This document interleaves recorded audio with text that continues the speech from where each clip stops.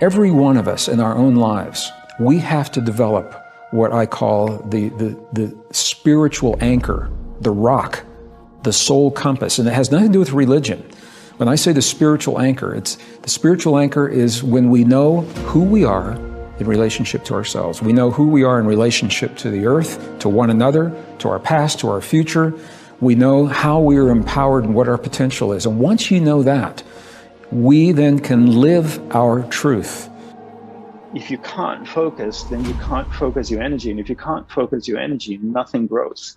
And people's energy is going all over the place and nothing ever manifests in people's lives. And then they wonder why, the whole visualization, law of attraction thing doesn't work. Well, you can't bloody focus. That's why it doesn't work. If you leave a lot of blanks in what you want, then all of a sudden it's like, well, it's random, whatever fills in the blank because you never said what you wanted. You can have an idea of what you want, and that's important. But the most important part of that, just having an idea, is not just have a broad idea. I want X. And I go, no. What exactly do you want? Why? Where am I going? And to answer that question, you have to try and find out what you want. And so I went into that very thoroughly. What do I want to happen? And of course, as soon as you ask yourself that, you begin to fantasize. So I simply set myself to thinking through how far we could go. And so I soon found myself at a great push-button place, where I had a fantastic mechanism with buttons available for every conceivable thing I could wish. So I spent quite a bit of time playing with those. You go going like that, and here is Cleopatra. And so on, and then press this button, symphonic music. And when, you're like everybody's dream of the Sultan in the palace, you suddenly notice there's a button labeled surprise. You push that, and here we are. You are the creator of your reality, but you are a thinker of it into being, not a doer of it into being. There'll be plenty of action that you'll be inspired to, but that's not the way you create. You create through the conscious flowing of thought.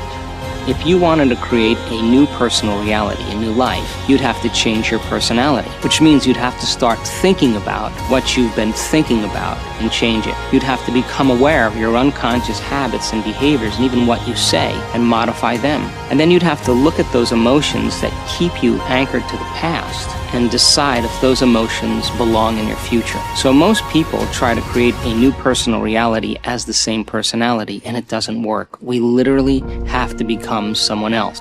I mean, you're the one with the struggles and with the difficulties, and expecting somebody else to change or something outside of you to get better in order for you to make your life work at this level that I'm calling intention is something you have to really take a hard look at. It's in here.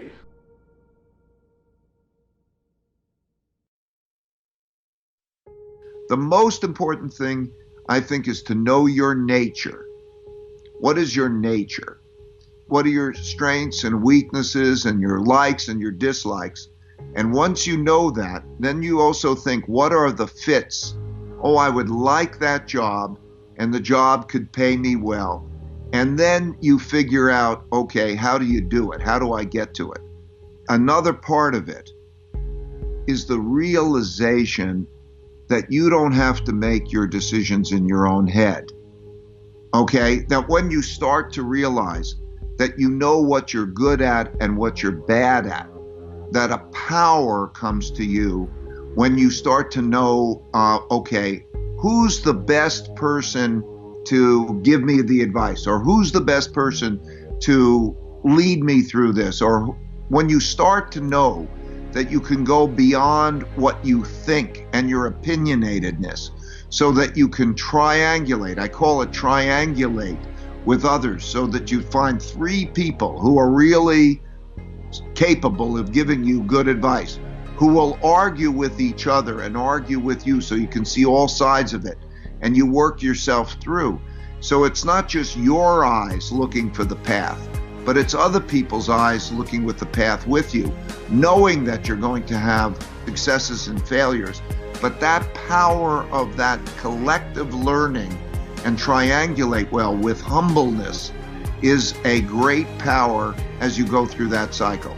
Once you have a fear that you might be wrong, but you have still the audaciousness and courage to go forward, you're a lot smarter than the person who thinks they know. There's a quote that Jefferson said, "He who knows he knows not is closer to the truth than he whose mind is filled with falsehoods." And so when you know that, and then with your character and your determination, you go forward. The smartest people I know are the most humble. The more you learn, the more you realize, oh, I'm eager to take in. So that's right. There are many people who can plan for a simple lifestyle that can be wonderful. Sometimes we acquire these needs that aren't anywhere near as big as we make them out to be. Do you have a bed to sleep in? Do you have food to eat? Do you have basic health care? Okay, if you start to think, okay, what are my needs that I really need and I'm okay? And how can I make provisions for those needs? Then once you've got that in your mind, you're free, okay? You can go beyond that. You may say, listen, I can do that for a year or 2 years or a month or whatever. But I think we visualize too much the things that we're used to. One of the good things about this exercise is that it brings you back to basics. You can be brought to basics. And like I'm saying, if you have a bed to sleep in and you've got food and so on, and you have those basics and good relationships with people who care about you and basic health care. So if you budget for that and you figure, how do you have it? Maybe it isn't in the luxurious place you're in. Maybe it's in the country and so on.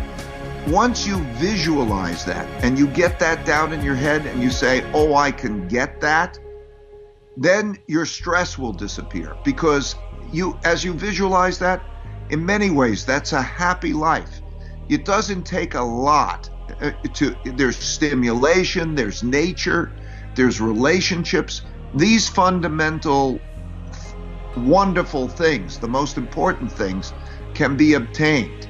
And so for many of you, I think if you look at that and you budget for that, I'm seeing a number of people who are going broke. And I've watched this over many years. And really, it's just the adjustment process. Once they get to that point where, they get settled, they're fine.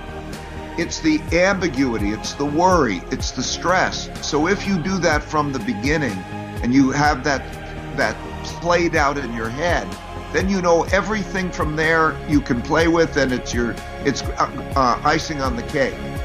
So I want to emphasize, you can budget for that, you can look at that, find that scenario, find what that looks like so that you know you've got it down. Then you know you're safe. Once you've got safe, everything beyond that is luxury.